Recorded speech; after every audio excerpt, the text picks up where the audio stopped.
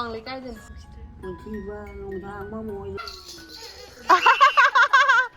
ibu hale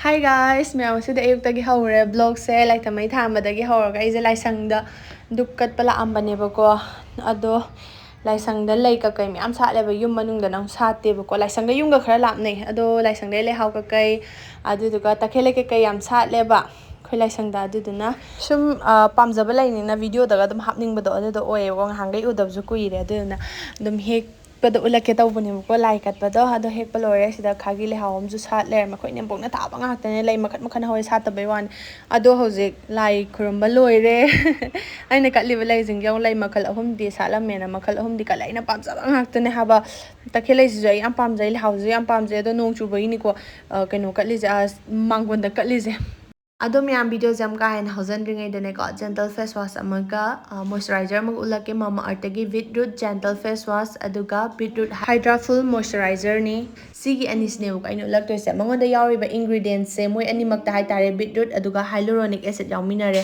ahan bada ai mama art ki face wash an ulage bako sigi face wash se manam ju nung shi ma khangbra aduga akoina mai ta gan yamna gently cleanse tawdo aduda oye bako aduga hydrate di phajana tawre aduga pink glow pibado aduda oye aduga matte certified aduga suitable for everyday use mathangda mamart ki beetroot hydra full moisturizer sine bako ado magi texture se han yeng minar se magi texture se sumain tawe koi skin je phajana instantly hydrated tawre aduga pink glow pibado aduda oye sise adum beetroot ka hyaluronic acid ka yawbai ni ko aduga lightweight oye aduga gel texture oibado aduda oye mai se mon lawe ado kaiguma mayam na mamart ki product se pam taraga de ai coupon code kajal 2024 season abio 20% off oidone mamaart.in da ki aduga naika amazon flipkart purple de su fangani aduga manak Mama Earth listens, they continuously enhance products through your feedback and research. Share your thoughts to help them improve. Mayam kasi din ko nupa mo yung game ulo lan dum taw lay ko comment ado uningai do kanam lay tiwa duna khoi Enempokki mapamda chatoi ne ko hojik cha duna akhoi Enempokki da chat pagi video mate dum ulake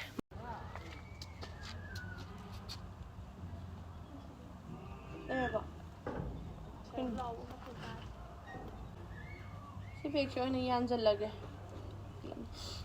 yam lape khoi Enempokki mapam je chat pada minute ani ho mukti changam ni dinane ga so bi yeng je kai wai je awang le kai de sekta awang le kai de khoi na mai ai ne ba ko tudi ai mit che am ta udre me ai mit che ai mit show aba male mit che am ta udre ai na video nam ga da haidi Mitche hoi eyelash extension tawre dena ko aduga umuro pairaga noisalureba aha bicharaga awdagi pura kainom tawgre po ma legreba na po thebe sala yema yema sala oh kaya bari thongba phone tongba pai thongba marbuji na to Hojik se chat pa hore yam na eb ko sekta awang le kai dine khoi na mai le kai ne ba khoi ne bok mapam jam na ai jam na ado sina sekta gi internal spring english school ne kana tam pa mi video yeng ga di comment hai ro si school che hen to ga dum lai re sekta jam na sang bane khang o sang ba hai doi ne hai de mamang maning mai lai bane te mamang dance mai labu ko kai lai de na ko do sang na pa reng oina lai bane ba do hujik yausala yaure thonganda khamabane hujik se laman na layo pibam je laman bagi pibam ni ko se ibo hale khoi Enempokki mama ajem pa udri ba khoi bok se udri ba yaure ibo nungai ibo ibo sam sandalan Papa.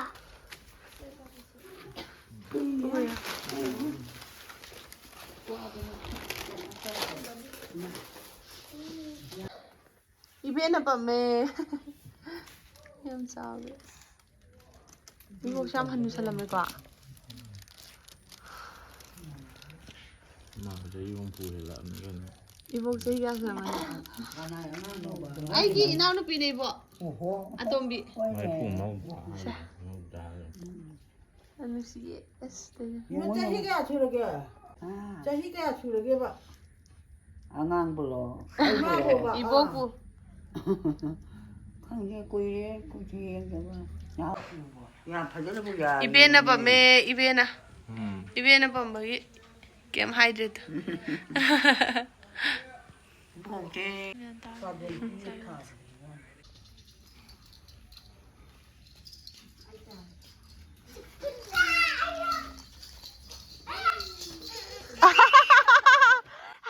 Iya na tanah na sini makali. Malindi mana?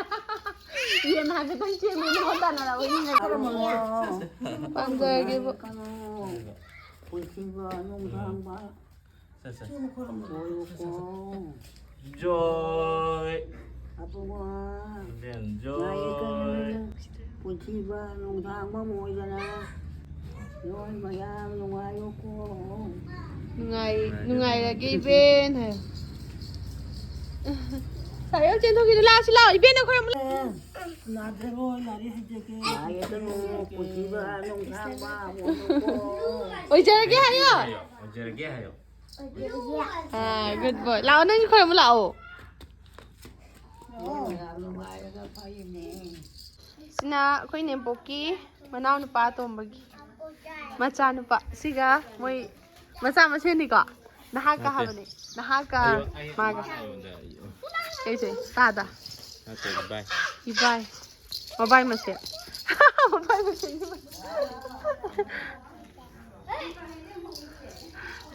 Ko Enempokki manaw pa tombagi macha ka kaino ne ba. Ay icha ka lenga oy ni. Mungare.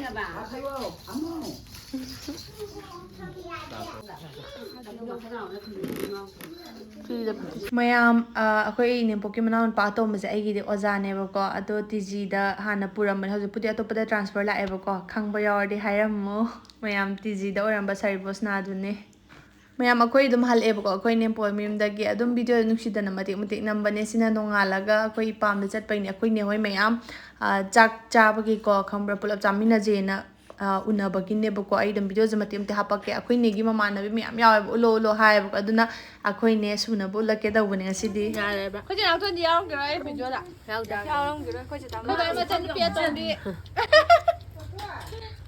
Nga mo ki hai ra ma ko ba ma chân bi. Han ha? 먼저 보여줘 그냥. 먼저 bi. 어떡하지라. Selina. Khoi ne to bi gi ma chan pi.